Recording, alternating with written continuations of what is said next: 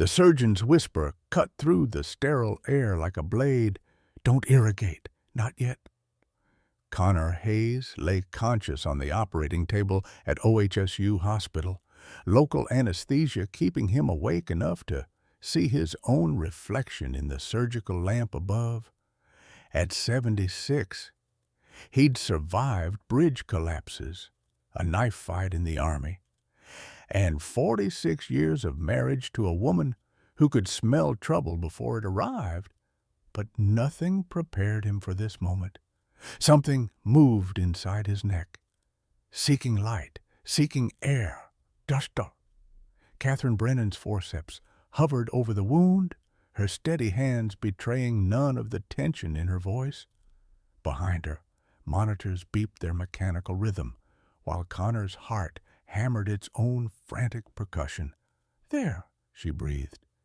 In the waiting room, Rachel gripped rosary beads she hadn't touched in decades, her knuckles white as bone.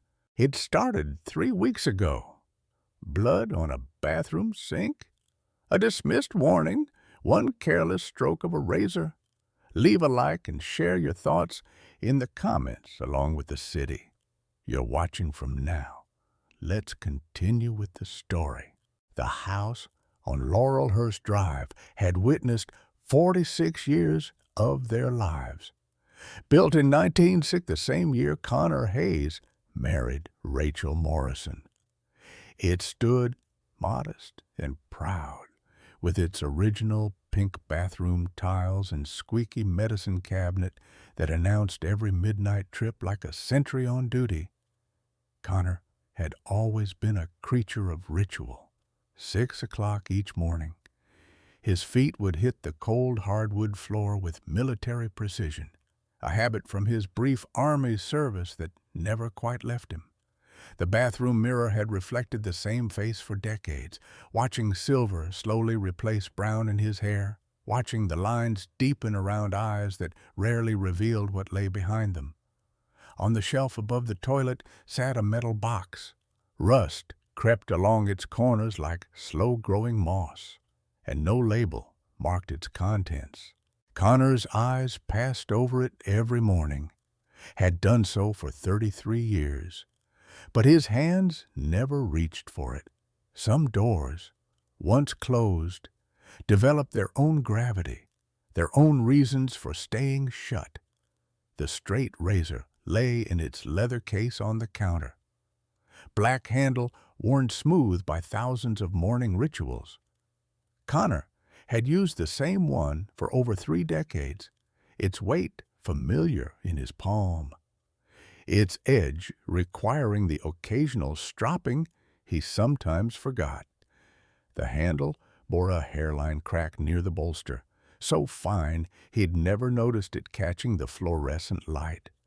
Rachel moved through the house like she'd always done, with purpose and awareness that came from 35 years of teaching second graders. She noticed everything. The way Connor's hand trembled slightly when he poured his coffee, the extra cologne he'd worn lately, just a touch more than usual, the way he touched his neck absently during dinner, as if checking for something he couldn't name. Her reading glasses hung on a silver chain around her neck, and she hummed while she cooked. Always the same song, "You Send Me," by Sam Cooke. Their wedding song, the one that played when Connor had held her close and promised forever on a September afternoon in 1960.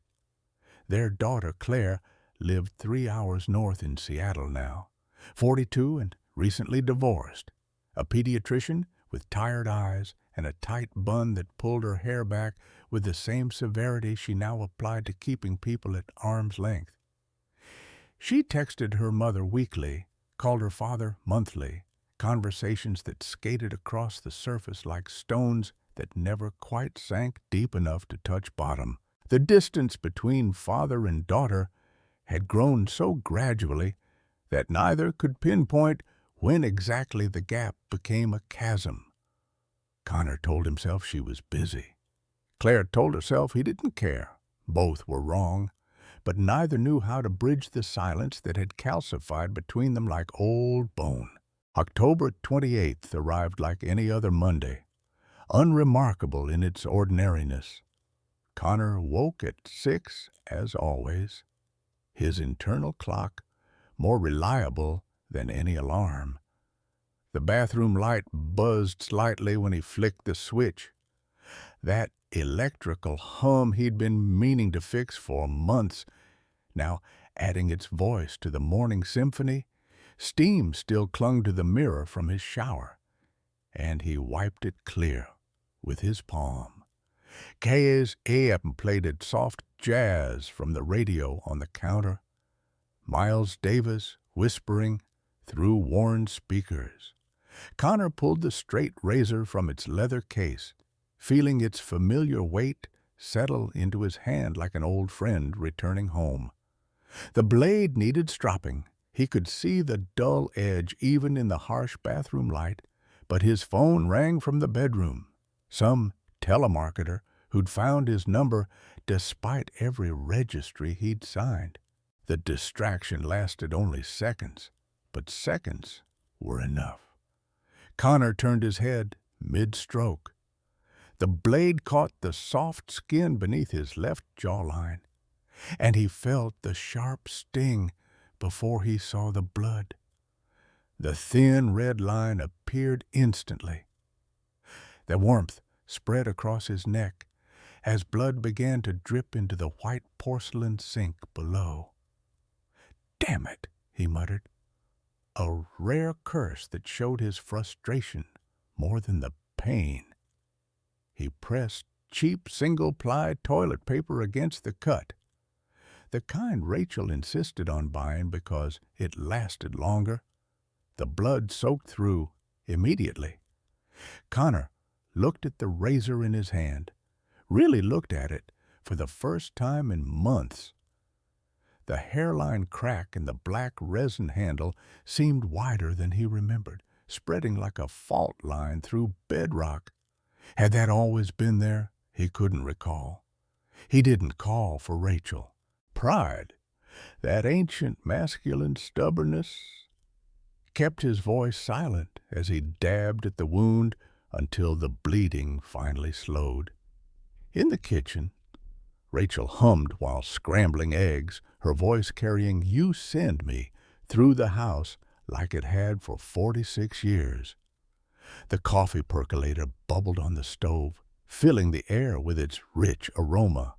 She had toast ready, butter melting in golden pools across its surface.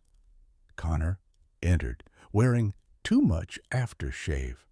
Rachel stopped mid-hum, her nose catching what her eyes hadn't yet seen. She turned, spatula still in hand, and immediately spotted the tiny dot of blood on his collar. She crossed the kitchen without a word, set the spatula down, and walked over to tilt his chin up with gentle fingers that brooked no argument. The cut was an inch long, its edges clean, but deeper than any normal shaving nick should be. "Why, see, that needs a butterfly bandage," she said, not asking, just stating fact, with the certainty of someone who'd bandaged countless scraped knees and split lips over 3 decades of teaching. "It's fine. Rach, just a nick." Rachel's green eyes, the same color Connor had fallen in love with in 1961, studied his face. "That razor's older than our granddaughter would be." Connor flinched. Claire's fertility struggles remained a raw wound between all of them. A grandchild that would never arrive. Dreams that had withered like flowers without water. Rachel retrieved the first aid kit from the pantry, but Connor waved her off. "I said, I'm fine." It was the first tension between them in weeks. A small crack in their usual harmony that neither wanted to acknowledge. By afternoon, Connor sat at his desk working on freelance bridge inspection reports, consulting work that kept him sharp in retirement.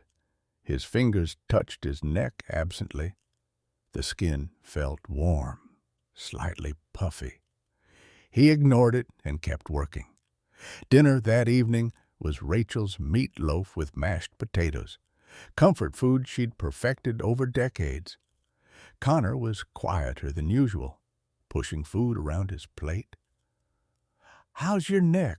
Rachel asked, her fork pausing midway to her mouth.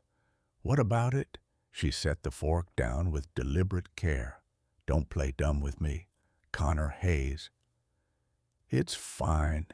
Rachel gave him a long look, the kind that contained 46 years of reading his silences and evasions. "Okay," she said finally, though they both knew she didn't believe him. Tuesday morning, Connor woke with a stiff neck.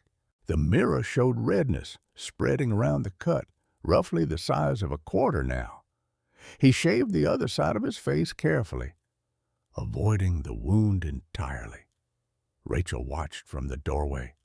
He didn't notice her standing there, didn't see her slip into the bathroom after he left.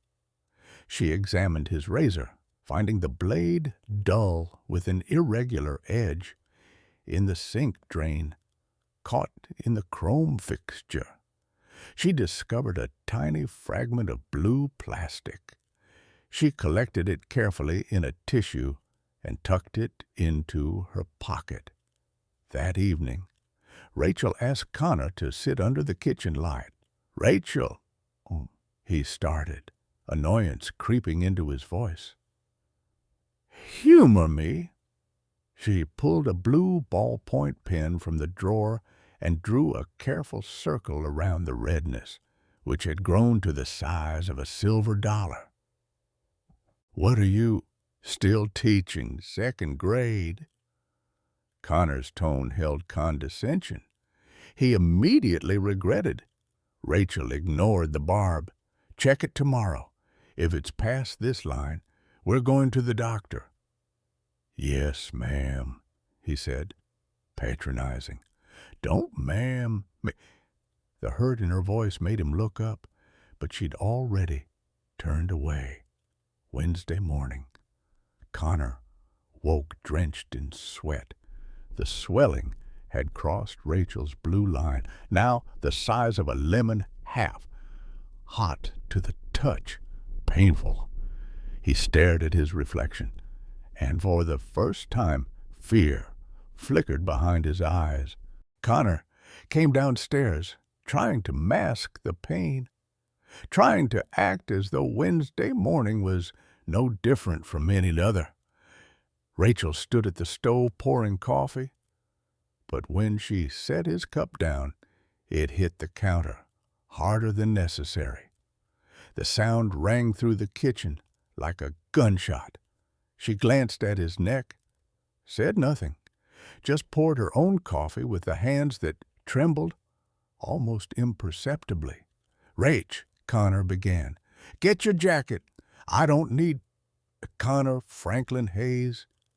Her voice shook, and he saw tears gathering in her green eyes. "Get your jacket." The use of his full name, all three parts, like his mother used to scold him as a boy, told him everything. This wasn't a request. This wasn't even a demand. This was fear, dressed up as authority. And after 46 years, he knew better than to argue with Rachel's fear. He got his jacket. The car ride to Providence Emergency Room took 20 minutes through morning traffic. Rachel gripped the steering wheel so tightly her knuckles went white. Connor reached for her hand, the gesture automatic after nearly 5 decades of marriage. She pulled away. It was the first time in 46 years she'd refused his touch. "Don't be like this," he said quietly. Rachel's voice cracked when she spoke. "I can't lose you over something stupid." Connor looked out the window at Portland rolling past, its familiar streets suddenly feeling foreign. He said nothing, because there was nothing to say that wouldn't sound like an excuse. Providence's parking lot was half full when they arrived at 9:30. The automatic doors whooshed open, releasing the smell of hand sanitizer and floor wax. A bored receptionist handed Connor a clipboard thick with forms. Medical history. Nothing major. Allergies none. Emergency contact. Rachel Hayes. The waiting room held the usual cast of emergency room characters. A young mother rocked a crying baby. An elderly man coughed wetly into a handkerchief. A teenager with a skateboard propped against his chair held an ice pack to his ankle. The television played Judge Judy reruns with the sound muted. Closed captions scrolling across the bottom of the screen. 2 hours passed. Rachel flipped through Better Homes and Gardens without turning a single page. Connor watched Judge Judy dispense justice in silence, his hand touching his neck every few minutes, each touch bringing a wince he tried to hide. At 11:45, a nurse named Debbie called his name. She was efficient and kind in equal measure, her hands steady as she took his vitals. Temperature 99.8 degrees. Blood pressure 145/90, elevated from his usual 120/80. She said, looking at his neck. That's inflamed. The doctor will see you soon. Soon turned into another hour. Dr. Jensen entered the examination room at 12:50, tablet in hand, eyes already tired, though the day was barely half over. He was late 30s, competent enough, but clearly stretched too thin by a system that demanded more patients per hour than any doctor could properly see. He glanced at Connor's neck from 3 feet away. It started as a shaving cut, Connor began. Classic infected sebaceous cyst. Dr. Jensen interrupted, already typing notes into his tablet. Happens all the time. Rachel leaned forward in her plastic chair. He's running a fever. Low grade, Dr. Jensen said dismissively, not looking up from his screen. Nothing alarming. Shouldn't you examine it closer? Rachel's voice carried that teacher's tone, the one that had made second graders sit up straight for 35 years. Dr. Jensen finally looked at her, and something flickered across his face. Annoyance, maybe, or just exhaustion.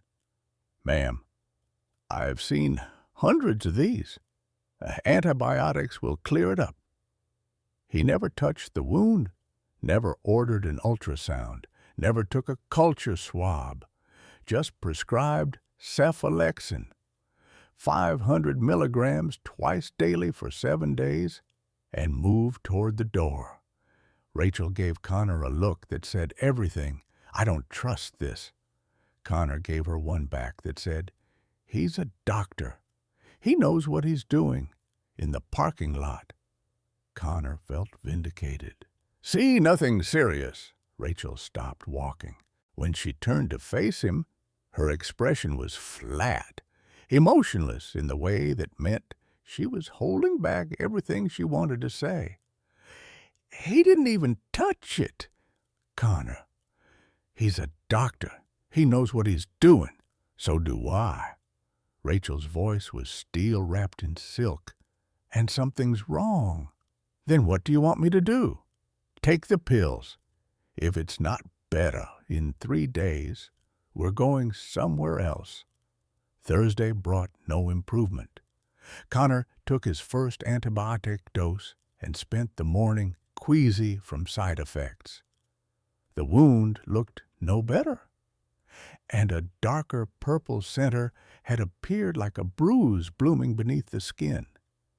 Rachel checked it that evening, drawing a second circle with her blue pen, wider than the first. She didn't say, I told you so. She just documented. On Friday at 3 in the morning, Connor woke, unable to fall back asleep. His neck throbbed with a rhythm that wasn't quite his heartbeat. Something slightly off tempo that his body recognized as wrong. He went to the bathroom and stared at the wound under harsh fluorescent light.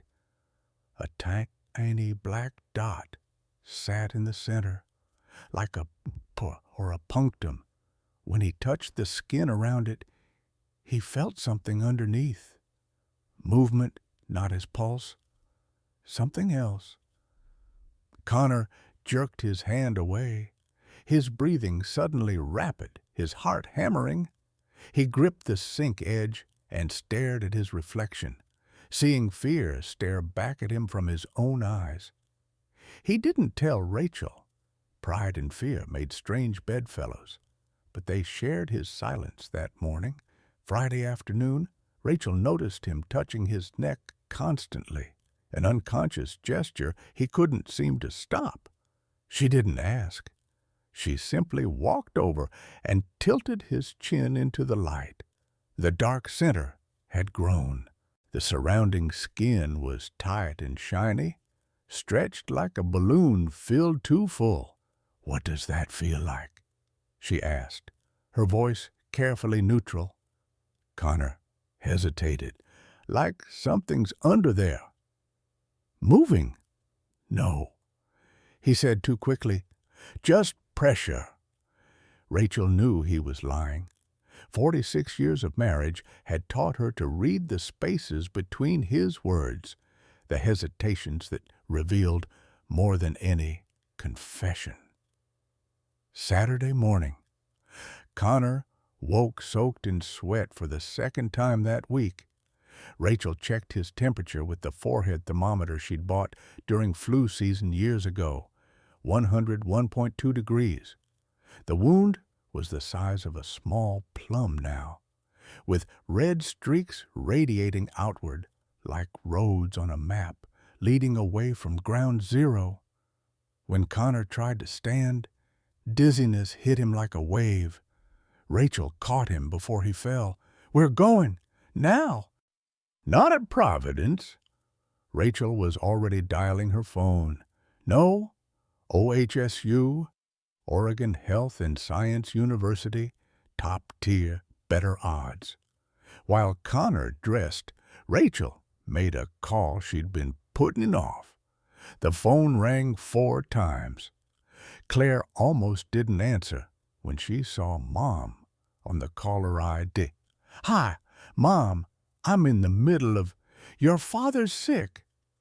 The tone shift was immediate. "What do you mean, sick?" "Infected wound, fever, not responding to antibiotics. We're heading to OHSU." Claire's doctor mode engaged instantly. "What kind of wound? When did it start?" Rachel explained the timeline. The shaving cut, the ER failure, the worsening symptoms. Why didn't he go sooner? Frustration edged Claire's voice. "Because he's your father," Rachel said, the words carrying 46 years of understanding stubborn men. "Mom, I can't just leave." "Claire Elizabeth." And Rachel's voice broke on her daughter's name. "I need you." Silence stretched across the phone line. 3 hours of highway sitting between them like an ocean. "I'll be there in 3 hours," Claire said finally, her voice softer. Connor entered the room as Rachel hung up. "You called, Claire?" "Yes." "Rachel, she's busy. She doesn't need to." Rachel turned on him, and for the first time in months she raised her voice. "She's your daughter, and you are sick." Connor went silent, stunned.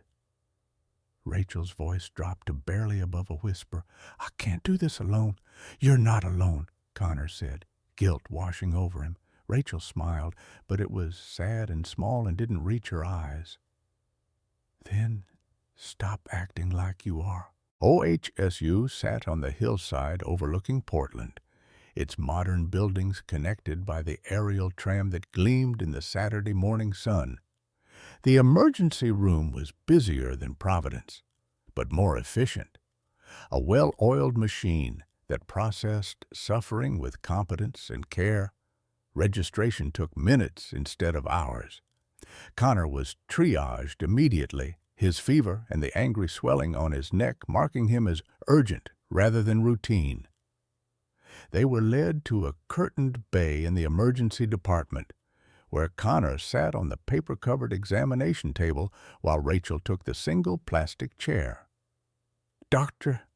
Catherine Brennan arrived 20 minutes later.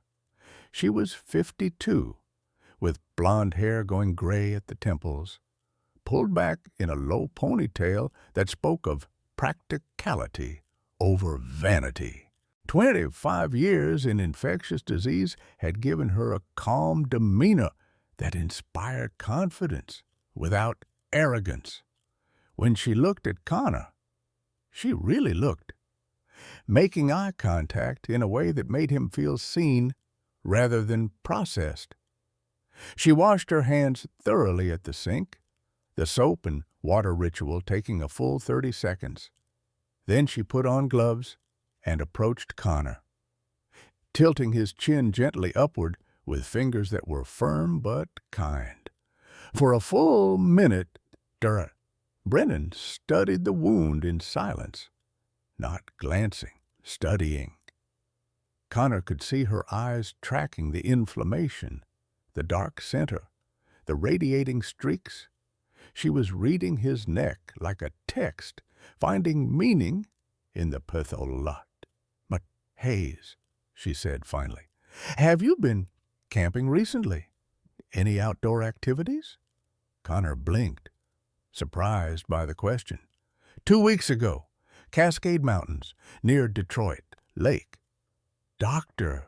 Brennan nodded as if this confirmed something. "And this started as a shaving cut." "Yes, Monday morning."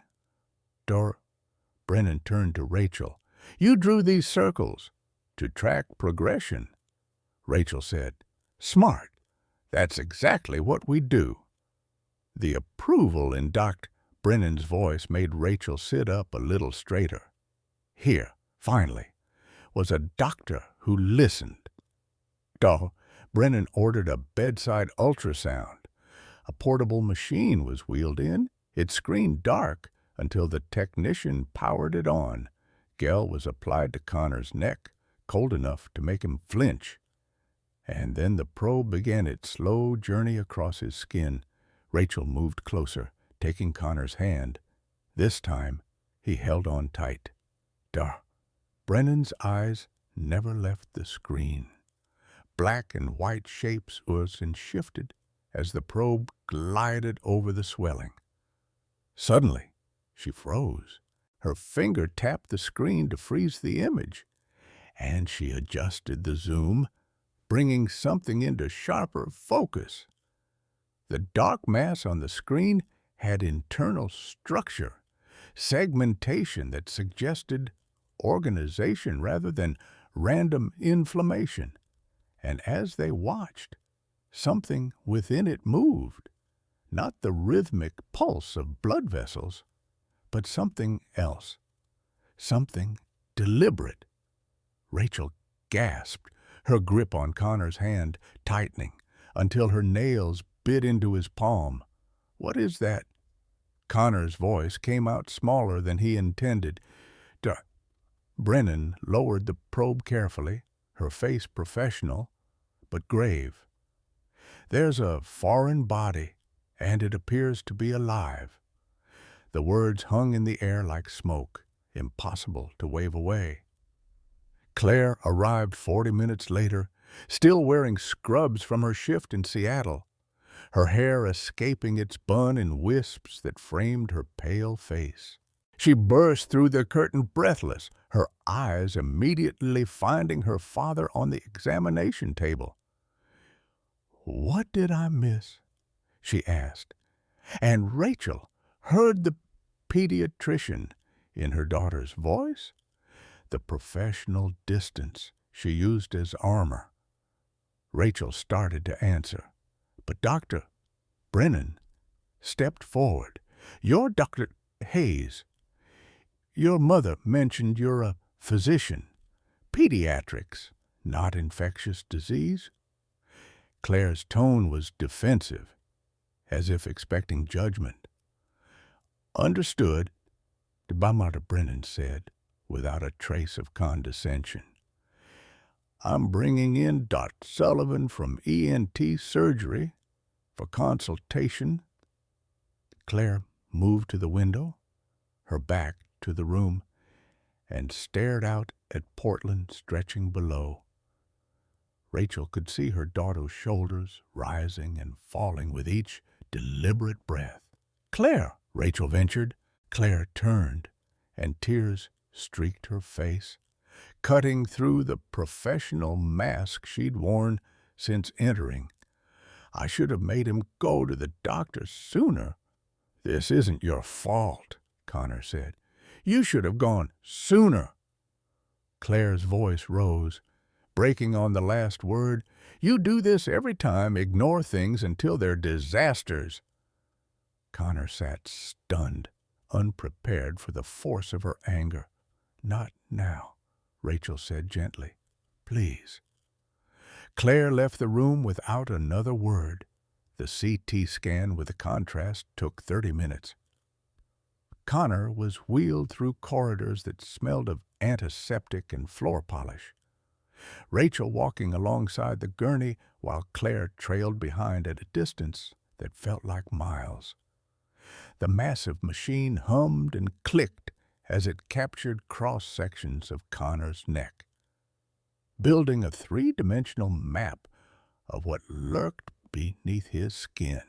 When Brennan showed them the results, the images on the screen looked alien and beautiful in their horror. The three-dimensional reconstruction showed the mass in vivid detail, a segmented structure, roughly 2.8 centimeters long, coiled within the tissue and wrapped around it. Unmistakable in its bright artificial blue was a small fragment of plastic. The plastic created a protective pocket. Dr. Brennan explained, her finger tracing the screen. "Your immune system couldn't reach it effectively." Connor stared at the image, unable to look away. "Well, where did the plastic come from?" Rachel pulled a tissue from her purse, carefully unwrapping the blue fragment she'd found in the sink drain days ago. She held it up to the light. It matched the fragment on the screen perfectly. "From your razor," she said quietly. "I found this Tuesday." Connor's face went pale, all the blood seeming to drain toward the floor. Dr. Sullivan joined them in a small consultation room, his confident manner balanced by genuine warmth. He was 38, young for a surgeon, but clearly skilled. He reviewed the CT scans with Dr. Brennan, the two of them speaking in medical shorthand that sounded like a foreign language. Finally, Dr. Sullivan turned to face Connor, Rachel, and Claire. "We'll use petroleum jelly occlusion," he explained. "The organism needs air. When we block its access to oxygen, it will migrate toward the surface, making extraction easier." "What are the risks?" Claire asked, her doctor's training overriding her daughter's fear. "If it ruptures internally, we could see severe inflammation, possible sepsis. We need to extract it intact." Connor found his voice. "What kind of organism is this?" Dr. Brennan's expression was kind but serious. "Most likely Dermatobia hominis, human botfly, rare in Oregon. But you were near an endemic area." "How did it get inside me, Cor?" "Botflies lay eggs on mosquitoes. When the mosquito bites you, your body heat hatches the egg, and the larva burrows into the skin. Usually the body rejects them fairly quickly, but the razor cut, Rachel finished. Exactly. It provided easy entry, and the plastic shard created a safe space where your immune system couldn't effectively reach it. Rachel's hand went to her mouth, horror dawning across her features. They moved Connor to a pre-surgical area. An IV was started, fluids and antibiotics flowing into his veins. Connor sat in a hospital gown that opened in the back, feeling more vulnerable than he had in decades. Rachel sat close, but Claire stood apart, arms crossed over her chest like a barrier. "Honey," Connor said, "I'm sorry you had to drive all this way." "It's fine." Claire's voice was flat, emotionless. "Claire, please." "Dad, do you even know when my divorce was finalized?" Connor hesitated, searching his memory. "Summer." Claire laughed, but there was no humor in it. "January, 8 months ago." The words hit Connor like a physical blow. "Claire, I'm sorry. You didn't call." "Not once." Rachel tried to intervene. "Claire, your father was dealing with..." "With what? Mom." Claire turned her anger toward her mother now. What was he dealing with that was more important than me? Silence filled the room like water, drowning them all. Connor had no answer. The truth was, he'd been dealing with nothing. Just the comfortable routine of retirement, the daily rituals that insulated him from anything that felt too raw, too real. He'd known about the divorce in the abstract way one knows facts from a distance, but he'd never called because he didn't know what to say. He'd never known what to say to Claire, not since she was a little girl who believed her father had all the answers. A nurse came with pre-medication, a sedative that would make Connor drowsy, but not unconscious. Rachel leaned close as the medication began to work, her face swimming slightly in his vision. "You come back to me. You hear?" she whispered. 46 years. Connor mumbled, his tongue feeling thick. "Not done yet." Rachel kissed his forehead, her lips warm and familiar. As they wheeled him away, Connor saw Rachel and Claire sitting in the waiting room, both silent, both separate. Even through the haze of medication, he recognized the distance between them, the space where he should have been building bridges, but had instead let chasms form. The operating room was cold and bright, the lights overhead like small suns. Connor lay on the table, local anesthesia keeping him conscious but numb. He could see his reflection in the surgical lamp, distorted and strange. Dr. Brennan applied a thick layer of petroleum jelly over the wound opening, coating it completely. "This blocks air," she explained, her voice calm in the sterile environment. "The larva will seek oxygen." "How long?" Connor asked, his voice sounding far away even to himself. 10 to 15 minutes usually," Dr. Sullivan said, from somewhere to Connor's left. The weight felt eternal. "Good." Connor stared at the ceiling, counting the perforations in the acoustic tiles, trying not to think about what was happening beneath his skin. The monitors beeped steadily, marking time in electronic heartbeats. "There," Dr. Brennan said softly. "Spiracle visible." "What's a spiracle?" Connor asked. "Breathing tube. It's coming up." Connor saw the reflection in the overhead lamp. "Doctor." Sullivan's forceps approached his neck with surgical precision. Then Connor felt it. Pressure, deep and wrong, a pulling sensation that made his stomach turn even though there was no pain. "Gentle." Dr. Sullivan murmured. "It's anchored." "Resistance," a nurse reported. "Retract slowly. Don't rupture the cuticle. Connor's heart rate jumped to 115 beats per minute. The monitor's beeping accelerated, announcing his fear to the room. "Almost there, Dr. Sullivan said. Got it." There was a sound Connor would never forget.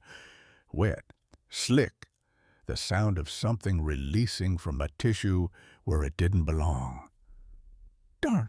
Sullivan held up the forceps, and in their grasp was something pale and segmented. Roughly the length of a finger, it twitched once. Connor's stomach lurched. "Oh, God, be he dropping?" a nurse said sharply. "He's vasovagal." Dr. Brennan's face appeared in his vision. "Connor, look at me." Deep breaths. Connor focused on her green eyes, so like Rachel's, and tried to breathe through the nausea and dizziness. Gradually, the world stopped spinning.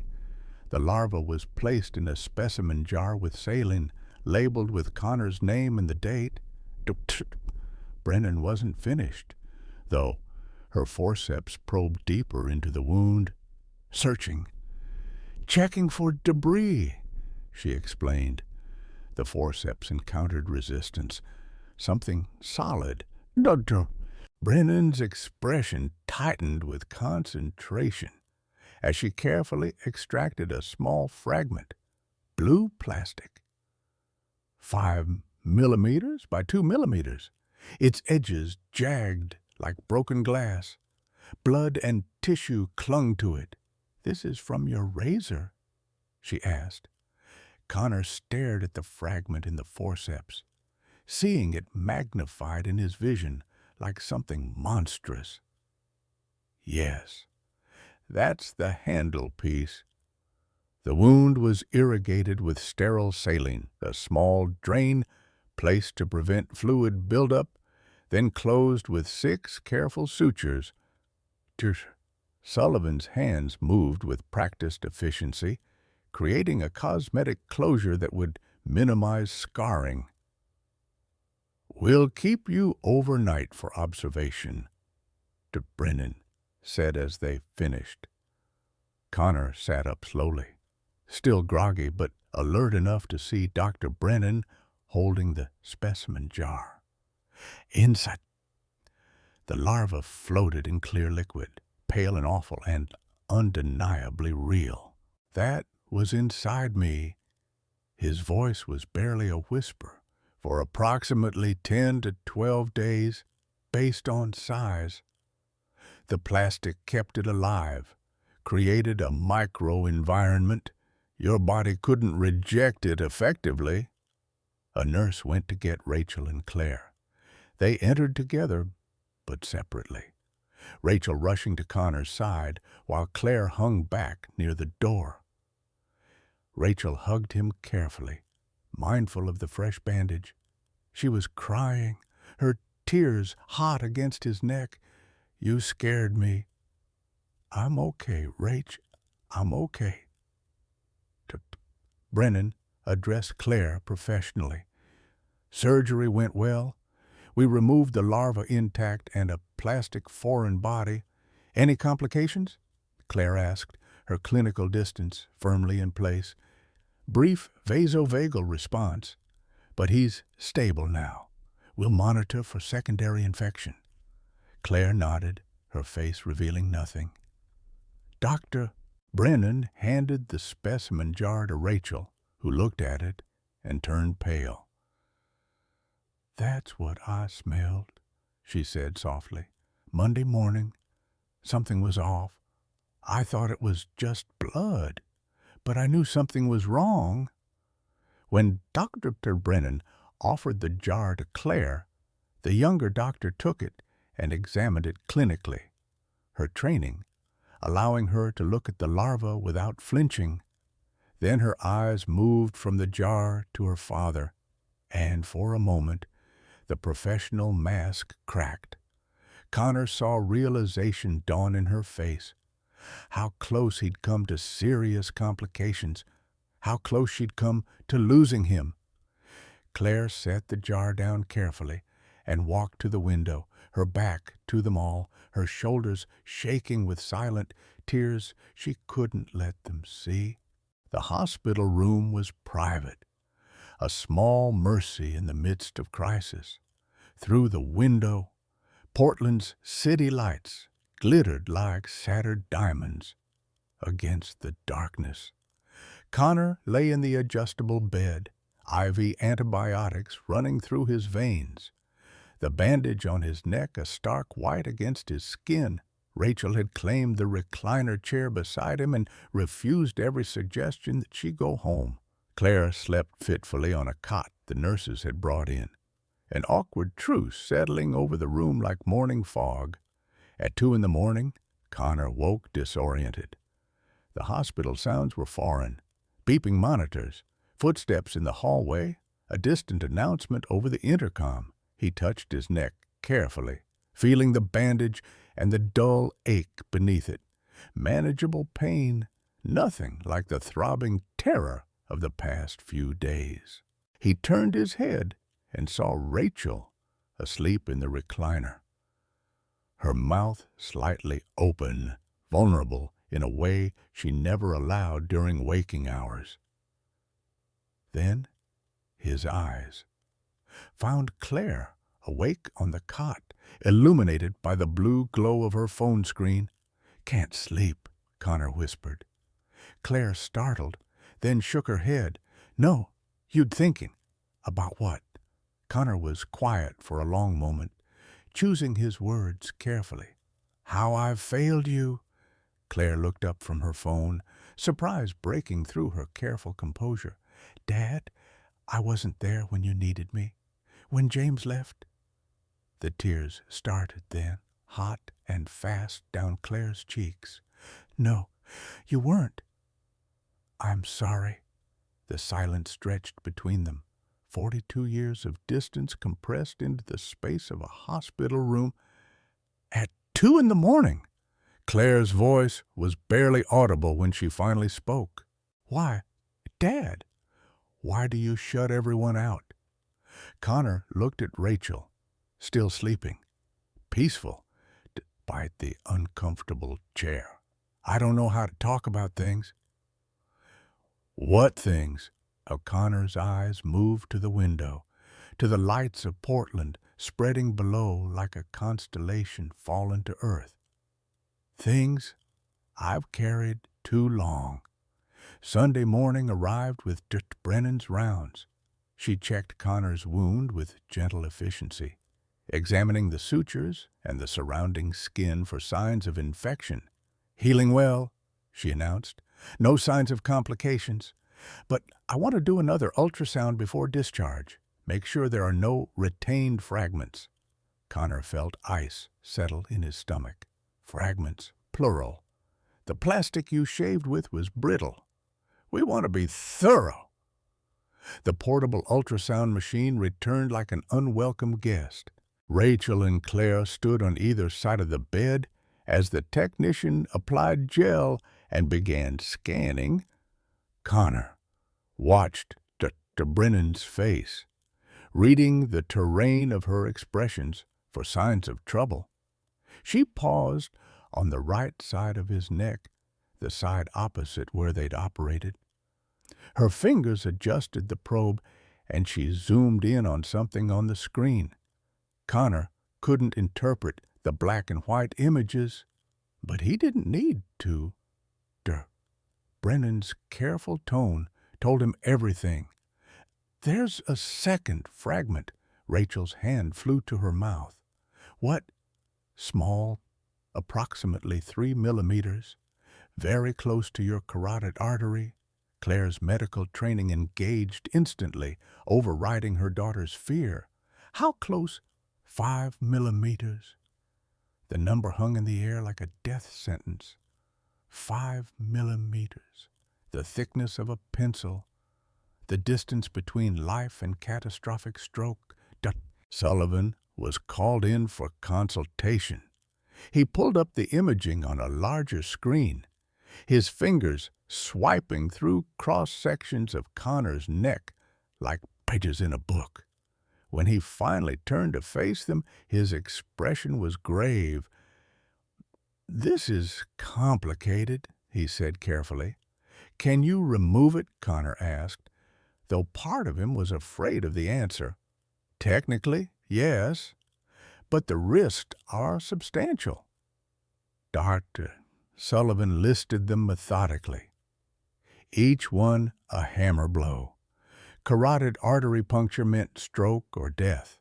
Nerve damage could mean losing his voice or his ability to swallow. The fragment was embedded in scar tissue, making visualization difficult even with imaging guidance. "We have two options," Dr. Brennan said. "We can operate now, while you're already here and on antibiotics. Remove the risk of fragment migration. Or," Rachel's voice was tight, "watchful waiting. We monitor with ultrasounds every 2 weeks. If it doesn't move, it may encapsulate naturally. Many foreign bodies do." Claire spoke first, her clinical judgment clear and certain. "The data says wait. Immediate surgery is too risky for a stable fragment." She cited studies, success rates, evidence-based medicine delivered with the confidence of someone who'd spent years learning to trust statistics over emotion. Rachel's response was immediate and visceral. "I can't live wondering if that thing is going to kill him in his sleep." "Mom, he could die on that table. He could die at home. That's fear talking, not medicine." Rachel's face crumpled as if she'd been slapped. "I'm his wife. Claire, I know him, and I'm a doctor. I know the risks." "You're a pediatrician, not a surgeon." Claire's voice dropped low, each word chosen to wound. "At least I finished medical school." "You're a second-grade teacher." The silence that followed was absolute. Rachel's face went pale, then red, tears spilling over her lashes. She stood without a word and walked out of the room, her dignity intact, even as her heart broke. "Claire!" Connor's voice cut through the room like a blade. Claire realized what she'd done, her hand flying to her mouth. "Mom, I didn't mean—" But Rachel was already gone. "Don't ever talk to your mother like that again, Bert," Connor said, his voice harder than Claire had heard in years. "I was just stating facts. You were being cruel. She's being irrational. She's being There's a difference." Connor held his daughter's gaze until she looked away. "What do you want to do?" "Dad." Connor touched the right side of his neck, where the fragment waited 5 millimeters from disaster. "I don't know." Claire left to find her mother, and Connor was alone with his thoughts. 76 years old. How many more did he have anyway? He looked at his phone's wallpaper, a photo of Rachel from their wedding day in 1988, her smile bright and full of hope for the future they'd build together. She was the reason to fight. She'd always been the reason. But maybe it was time to stop fighting alone. Maybe it was time to tell the truth about Tom. Rachel returned 30 minutes later with coffee she hadn't actually drunk, her eyes gaped from crying in the bathroom. Connor patted the bed beside him. "Come here." She sat on the edge, and he took her hand. "I'm sorry." "For what?" "For putting you through this, for being stubborn." Rachel managed a small smile. "You've been stubborn for 46 years. I'm used to it." "Rach, I need you to do something for me." "Anything." "Go home. In my study, top shelf, there's a metal box." Rachel's confusion was evident. The rusted one? Connor, you've never— I know, Itwe, Tio, bring it here. Why? Connor's voice cracked. Because I should have opened it 30 years ago. Rachel searched his face for answers he couldn't yet give, then nodded and left without another word. Claire returned as Rachel was leaving. Where's Mom going? Home. Getting something. What? You'll see. Connor took a breath, steadying himself. But first, I need to tell you about Tom Bradley. Who? My best friend. He died at 33 years ago. Connor began the story he'd buried for decades. Fort Benning in 19— He was 22. Enlisted Army. Not drafted, but volunteered out of a sense of duty he couldn't quite articulate. Tom Bradley was 20, fresh from a Nebraska farm, with calloused hands and an eagerness to serve that bordered on innocent. They became close in basic training. Both loved engineering. Both had the same dry sense of humor. Tom was like the brother Connor never had. Sergeant Matthews was their nightmare, abusive in ways the military culture of 19s allowed. He targeted Tom for being soft, for caring too much, for showing emotion. One night, Matthews struck Tom across the face, blaming him for an equipment malfunction that wasn't his fault. Connor intervened. Sir, that's not necessary.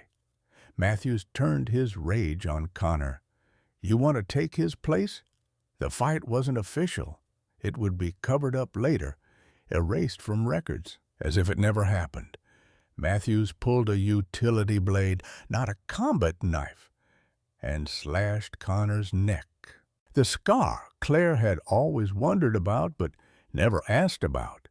Tom helped Connor to the medic. Connor reported the incident, a rare act of courage in a culture that valued silence over justice.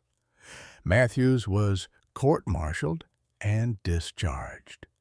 Connor received a medical discharge 6 months later, the scar and the PTSD from the incident making him unfit for continued service. Tom stayed in, made a career of it, sent letters over the years, always saying the same thing, you saved my life, I'll never forget. In 1991, during Desert Storm, Tom was killed disarming an IED near Kuwait City. He was a master sergeant by then, an engineer corps leader, respected and decorated. Connor flew to the funeral while Rachel was pregnant with Claire. Tom's widow, Rebecca, gave him the metal box, saying, He wanted you to have this. Connor never opened it. The guilt was too heavy. Tom had stayed and died a hero. Connor had left and lived a comfortable life. The arithmetic felt wrong, unjust, a cosmic imbalance he couldn't reconcile. Claire sat stunned, tears streaming down her face. Why didn't you ever tell me? Because I felt like a coward.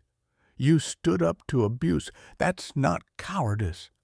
I left the army. Tom stayed. He's a hero. Connor couldn't finish. My father, Claire said, taking his hand. You're my father. Not a very good one. Claire squeezed his hand hard enough to hurt. Dad, you saved a man's life. That matters. The words settled over Connor like a blanket, warm and unexpected. He'd carried the guilt for so long it had become part of his skeleton, supporting him even as it weighed him down. Hearing his daughter absolve him of a sin he'd never actually committed felt like surgery of a different kind. Removing something poisonous he'd been hosting for decades. Rachel returned an hour later, carrying the metal box like it was made of glass, 12 inches by 8 inches by 6 inches, olive green paint, faded and flaking, rust creeping along the corners like slow-growing decay. No lock secured it, just a corroded latch that had fused partially with age. The box was heavier than it looked, roughly 5 pounds of memory and regret. Connor sat up in the hospital bed as Rachel approached. Claire stood on his other side, the three of them forming a triangle around something that had sat unopened for 33 years. "Are you sure you want to do this now?" Rachel asked, her voice gentle. Connor's hands trembled as he took the box from her. "I've waited 33 years. That's long enough." The latch resisted at first, corroded metal protesting movement after decades of stillness. Connor worked it carefully until it finally gave way with a sound like a sigh. He lifted the lid. The first thing visible was an envelope, yellowed with age. The paper brittle at the edges. Written across the front in Tom's neat engineer's handwriting, "To Connor Hayes, open when ready." Connor stared at it, unable to move. His hands had gone still, frozen with the weight of what that envelope might contain. Beneath the letter were photographs. Connor and Tom in basic training, arms slung around each other's shoulders, grinning at the camera with the invincibility of youth. Tom's wedding photo from 1980, him in dress uniform standing beside his bride Rebecca, both of them radiant with hope. A photo of Tom's children, 2 boys, taken in 1987, gap-toothed smiles and cowlicks that defied combing. "I've never met them," Connor whispered, his voice breaking. "His children. I never even tried." Beneath the photos lay Tom's dog tags, standard military issue, stamped with information that reduced a life to data points. Bradley, Thomas R., service number, blood type O positive, Methodist. The metal was cold when Connor touched it, as cold as the ground where Tom had been buried 33 years ago. At the bottom of the box lay a straight razor, black handle, older model, worn but maintained with the care of someone who respected his tools. A small index card was attached with string gone brittle with age. Tom's handwriting again. "For the man who taught me courage, use this and think of me. Tom, Ninibet." Connor stared at the razor, and the pieces clicked together with the sound of doors closing forever. "Connor," Rachel said softly, realization dawning in her voice, "is this the razor you've been using?" "Yes," Connor whispered.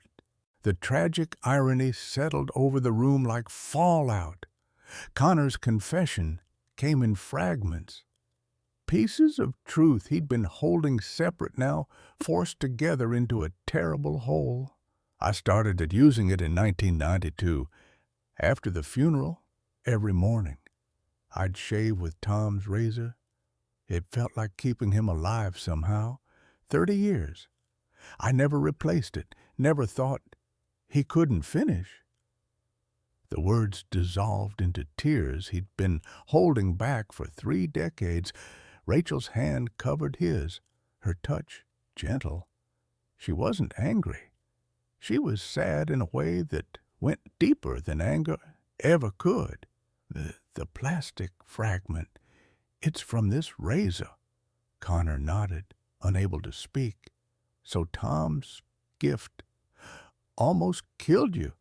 Ironic, isn't it?" Connor managed, his voice thick. "He saved my life twice. Once by letting me report Matthews, once by his memory keeping me going after he died. And now his gift nearly—" He broke off, unable to finish the sentence. Claire took the razor from the box, examining it with clinical detachment. The handle was brittle resin, riddled with hairline cracks that spread like a road map of decay. Dad, this material degrades over time. It hasn't been safe for years. I know that now. Why didn't you replace it? Connor looked at his daughter and for the first time gave her complete honesty, because it was all I had left of him. The envelope sat waiting. Connor picked it up with shaking hands. Rachel helped him open it carefully, mindful of the fragile paper. Inside were 2 pages covered in Tom's precise handwriting, each letter formed with an engineer's attention to detail. Connor began to read aloud, his voice breaking over the words.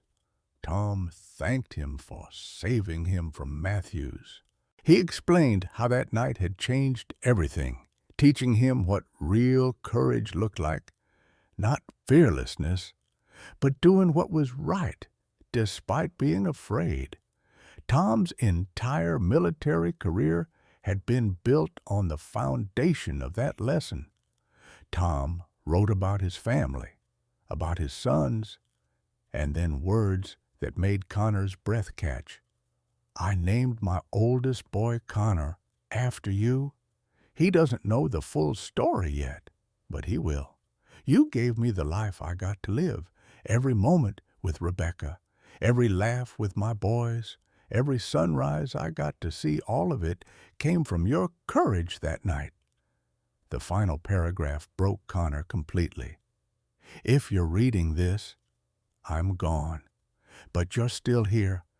Don't carry guilt. Connor, carry forward. I didn't stay in the Army because you left. I stayed because you showed me what service really means, living up for both of us. Don't waste years wondering if you deserve to survive. You did. You do. Your friend always, Tom. Connor sobbed. Deep, wrenching sounds that seemed to come from somewhere beyond his body, from a place where 33 years of guilt had been compressed into diamond-hard density. Rachel held him from one side, Claire from the other, and he let himself break in a way he hadn't allowed since he was 22 years old with a knife wound in his neck. He named his son after me, Connor gasped between sobs. And I never knew. I never called Rebecca. I avoided her because I felt guilty. 33 years I wasted. No, Rachel said firmly, her hand on his face, making him look at her. You honored him every morning with that razor, and it almost killed me. But it didn't. You're here. The crying eventually stopped, leaving Connor emptied and somehow lighter. He wiped his eyes with the hospital blanket, took a deep breath, and felt something shift inside his chest. Not healing, that would take time, but the beginning of it. The first crack in the wall he'd built around his guilt. I want the surgery, Connor said. His voice calm now, resolved. Claire's medical instinct kicked in immediately. Dad, the risks. I know the risks, but Tom's letter said don't carry guilt. I've been carrying it for 33 years. That fragment is a piece of guilt, literally. Connor looked at Rachel, then at Claire. Tom lived 12 years after I left the Army. 12 years he got to be a husband, a father, because I stood up for him that night. He didn't die because of me. He died serving. I need to stop acting like I don't deserve to live. Claire's expression shifted, understanding replacing protest. You're not doing this to survive. You're doing this to live. Yes. Connor pressed the call button for the nurse. Please ask Dr. Sullivan and Dr. Brennan to come back. As they waited, Connor looked at Rachel and Claire. Whatever happens, I need you both to know I'm not afraid anymore. Monday morning arrived cold and clear. Surgery was scheduled for 6 o'clock, first case of the day, when surgeons were at their sharpest and complications least likely. Connor had been NPO since midnight. Nothing by mouth. his stomach empty and growling quietly in protest. The preoperative area bustled with controlled efficiency, nurses moving between curtained bays with practiced precision. Rachel held Connor's hand and wouldn't let go. Her grip was fierce, as if she could anchor him to life through sheer force of will. "You remember what you promised me?" she asked, her voice steady despite the fear in her eyes. 46 years, not done yet. That's right, too. So, you come back. I will. They kissed, and 46 years of love passed between them in that moment. 46 years of morning coffee and shared silences, of arguments and reconciliations, of building a life together one ordinary day at a time. Claire stood awkwardly to the side, still processing everything from the past 2 days. Connor turned to her. "Claire, I love you. I'm sorry I haven't said it enough." The tears came instantly, hot and fast. "I love you too, Dad." She hugged him, a real hug. Not the brief obligatory embraces of recent years, but something genuine and desperate. Connor held his daughter and whispered in her ear, "Tell Tom's son about his dad. Promise me." "I promise." Sullivan appeared in surgical scrubs, his manner confident but kind. He showed Connor a three-dimensional model on a tablet, the technology rendering Connor's neck anatomy in vivid detail. "Mr. Hayes, this is delicate, but we've done this before. I have a plan." He explained the approach, using terms Connor only partially understood: lateral incision, ultrasound guidance, vascular control. "What are my odds?" Connor asked. Dr. Sullivan met his eyes directly, offering honesty instead of comfort.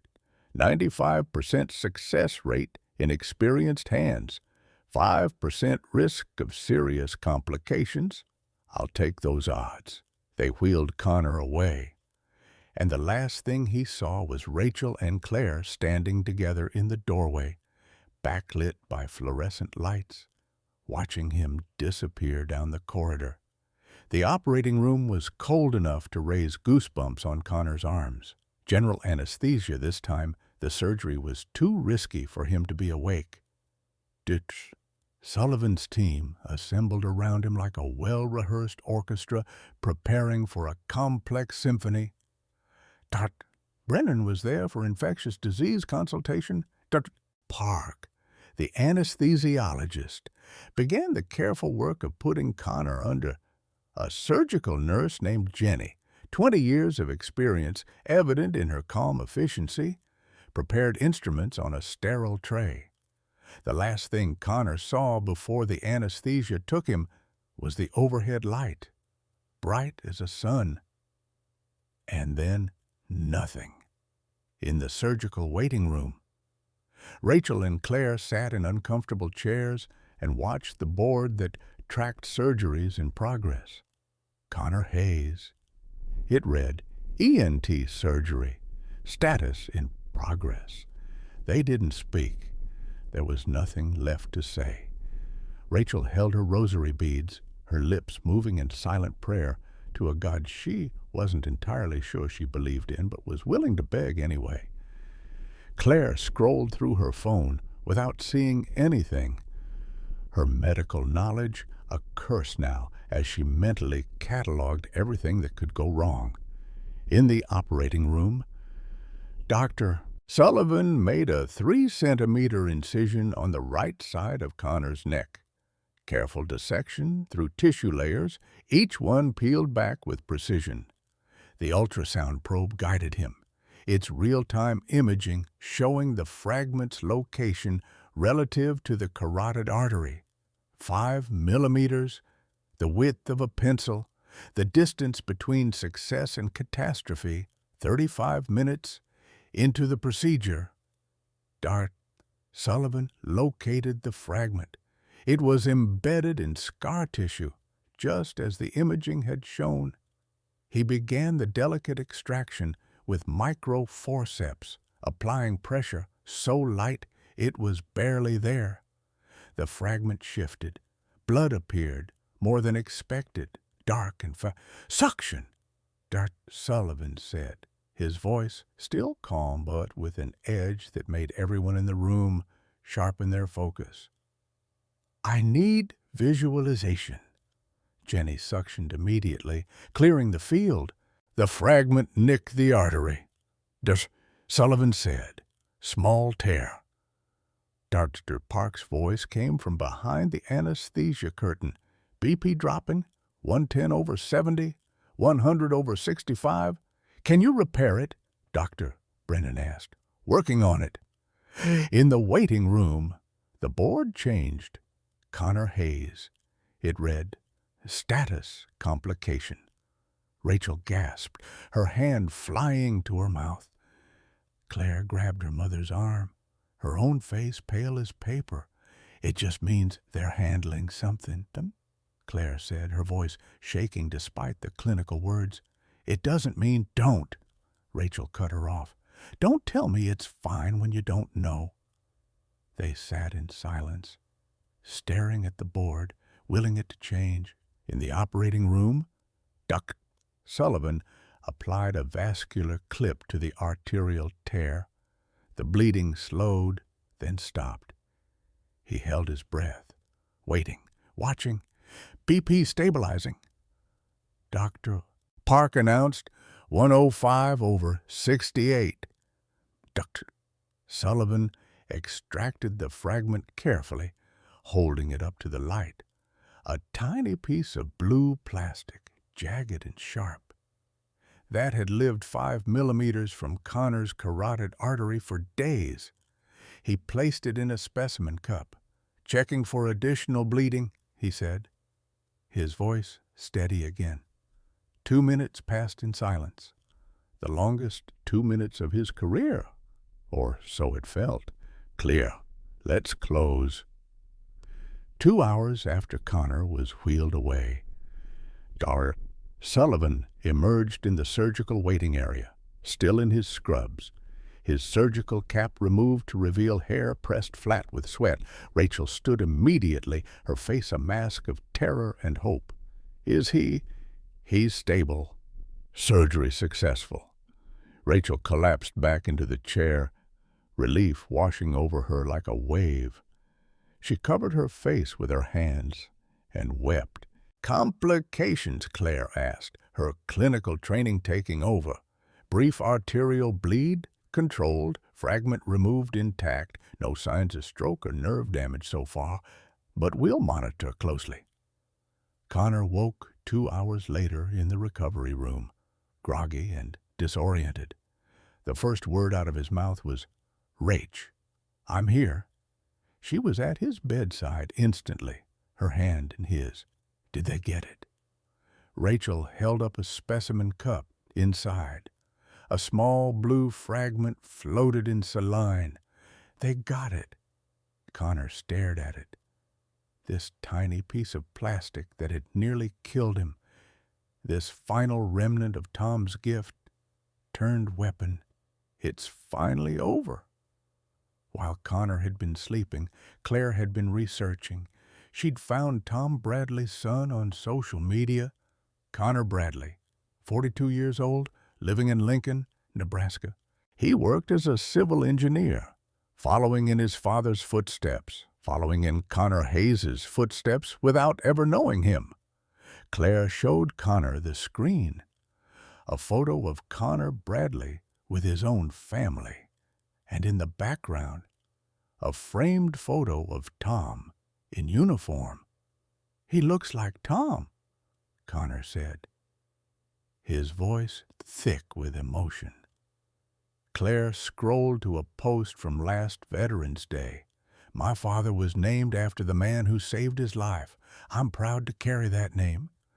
Connor's hand went to his mouth. He knows about me.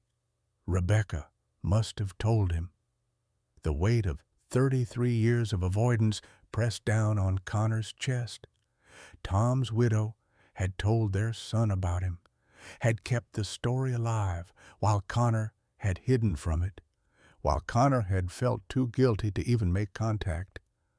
"I want to write to him," Connor said. "Will you help me?" "Of course." Connor dictated while Claire typed on her laptop. The words came haltingly at first, then fester as the dam finally broke. He introduced himself, apologized for 33 years of silence, explaining how guilt had kept him away when it should have brought him closer. He told Connor Bradley about opening Tom's box, about reading the letter, about the razor that had been both gift and nearly his undoing. "Your father saved my life twice," Connor dictated. "Once in 1979 when he helped me after I was wounded standing up for him, and again now by teaching me it's never too late to stop carrying guilt. He wanted me to carry forward, not carry burden. I'm ready now to do what he asked."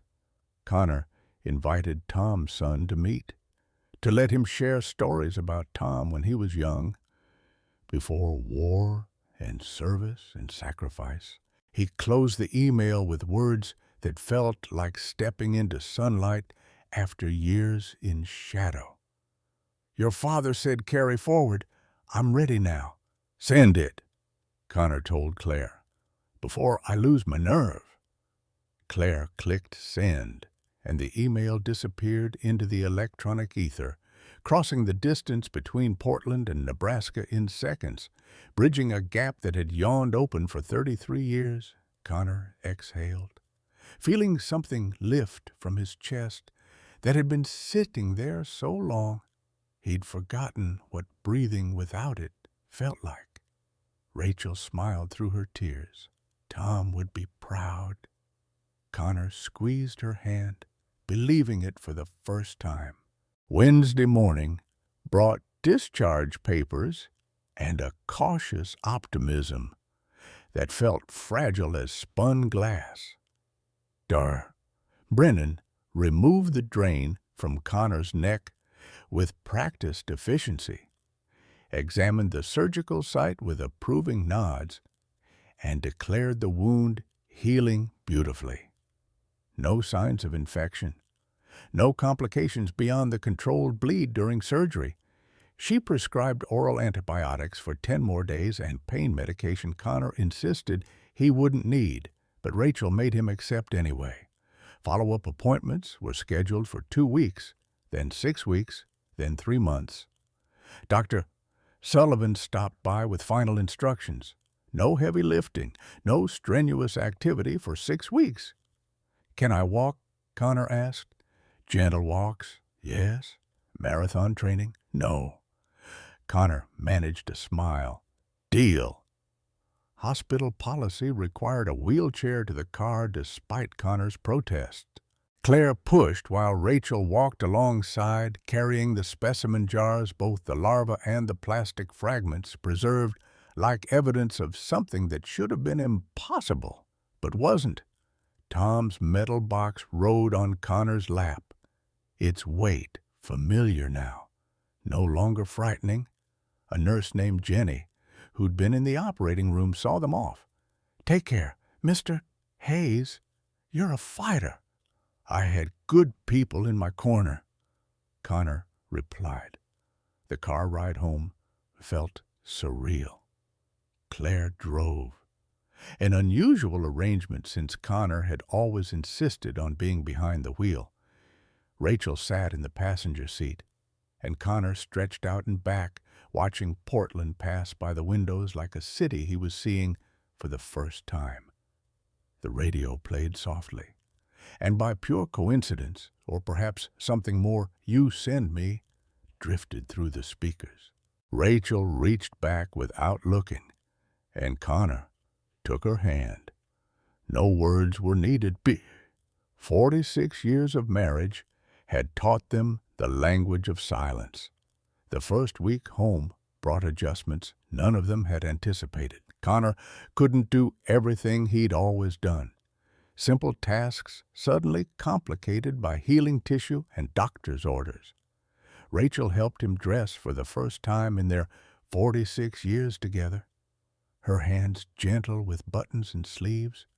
Claire cooked meals with more enthusiasm than skill, but they ate every burned edge and under-seasoned bite without complaint. Connor napped in the afternoons, something completely uncharacteristic for a man who'd spent his entire life in motion. But his body was healing, knitting itself back together, and healing required rest he'd never been good at allowing himself. The emotional changes were more profound than the physical ones. Connor talked about Tom daily, pulling out the photographs from the metal box and showing Claire stories contained in frozen moments. Tom's gap-toothed grin during basic training, his proud stance at his wedding, the way he'd held his sons like they were made of something precious and breakable. Claire learned about a father she'd never known, saw dimensions to Connor that 42 years of being his daughter had somehow missed. The stories came easily now. The dam finally broken, funny mishaps during training, Tom's terrible jokes, their shared dreams of building bridges that would stand long after they were gone. Evening became their time together. They sat on the porch taking advantage of the unseasonably warm October weather, Portland's Indian summer giving them borrowed days of sunshine and mild temperatures. Connor took the rocking chair. Rachel and Claire shared the porch swing, and they talked until the sun set and the street lights flickered on. Claire opened up about her divorce in ways she never had before. James's infidelity, the years of fertility treatments that failed, her certainty that somehow she'd driven him away, that if she'd been different or better or more something, he wouldn't have left. Connor listened without trying to fix anything, a skill he was learning late, but learning nonetheless. "I'm sorry I wasn't there," he said simply. "You're here now." Claire replied, "That's what matters."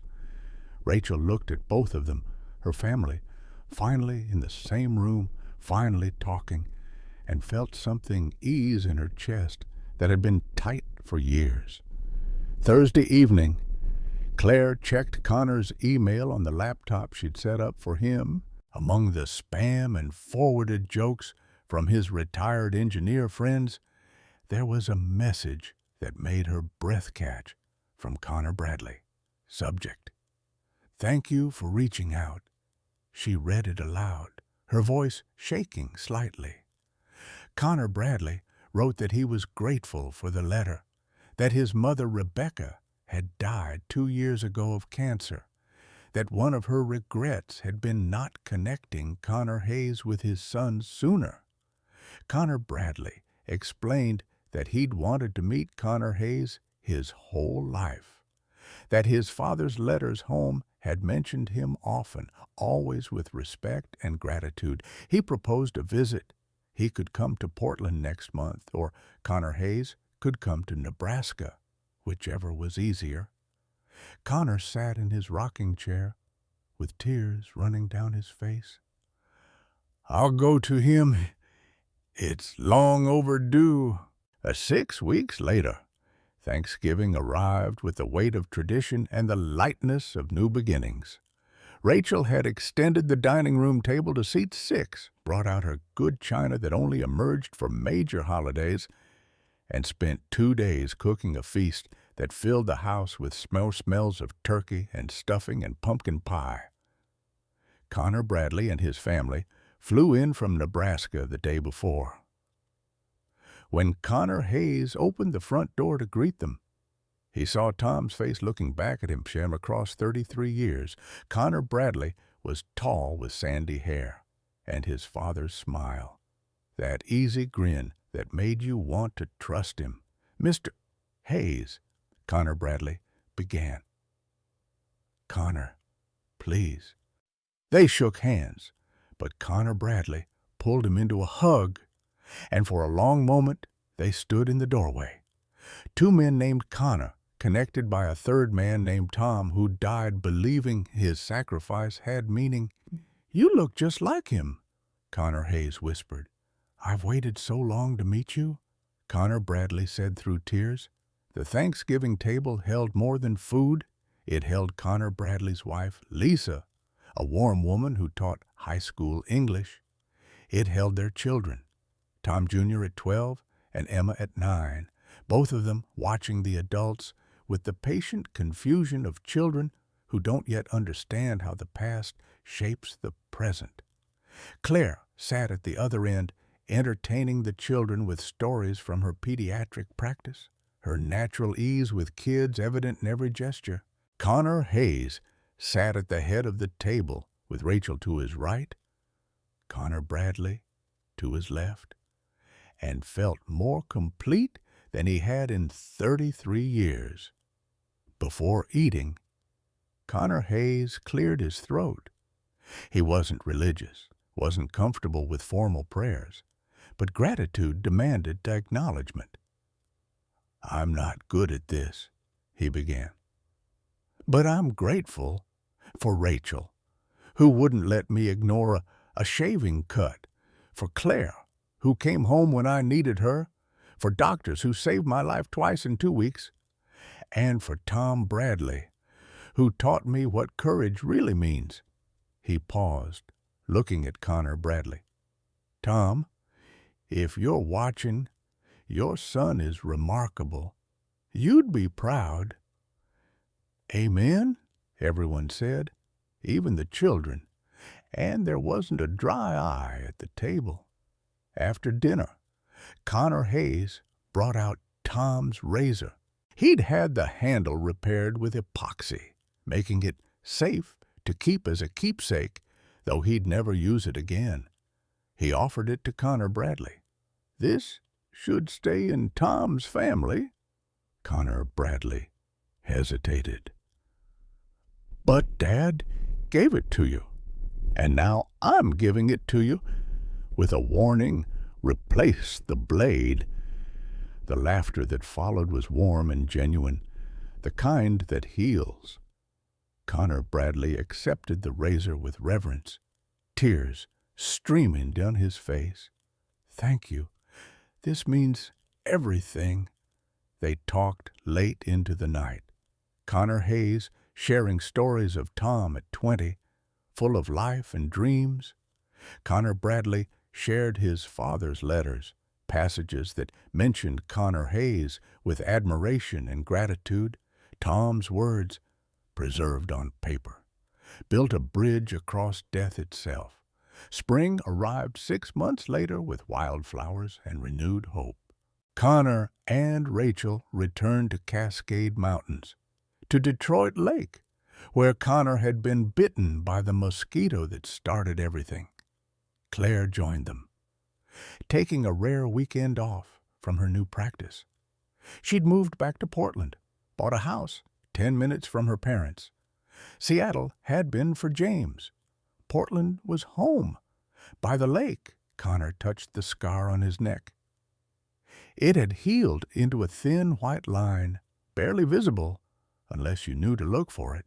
"Does it still hurt?" Rachel asked. "Sometimes, but it reminds me." "Of what?" "That small things matter. A shaving cut, a metal box, a letter unread for 33 years. He looked at her, at Claire, at the mountains rising around them. "And now I don't wait." Claire had news. "I'm moving my practice, opening a clinic specifically for underserved families." Rachel cried happy tears.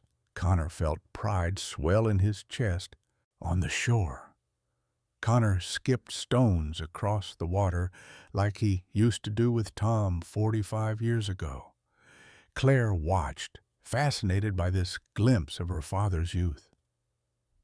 "Dad, show me how you do that." Connor taught her with patience he'd never shown before, and Rachel captured the moment on her phone. father and daughter, sunlight on water, a simple joy that had taken 76 years and a near-death experience to find later. Sitting in the grass with the sun warm on their faces, Connor spoke quietly. People ask if I regret using Tom's razor for 30 years. I don't. Every scar tells a story. Mine tells me don't wait to say what matters. Don't carry guilt that isn't yours. And don't ignore the small things they might save your life or end it. I choose to let them save it. Rachel leaned against his shoulder. Claire sat on his other side. And for the first time in longer than he could remember, Connor Hayes felt completely at peace. The three of them walked into the woods as afternoon stretched toward evening.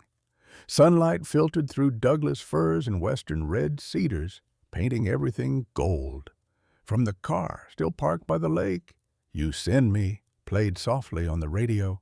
Connor Hayes had survived a shaving cut that became a horror. He'd survived a fragment of plastic 5 millimeters from his carotid artery. He'd survived 33 years of carrying guilt that was never his to carry, but more than survival. He'd learned to live, and that, finally, was enough.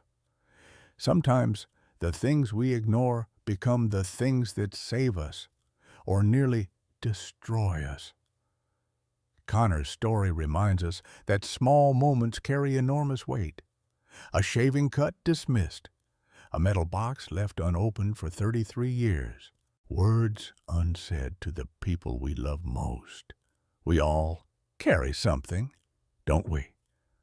Some guilt we've held too long, some conversation we've avoided, some object that connects us to a past we're afraid to face.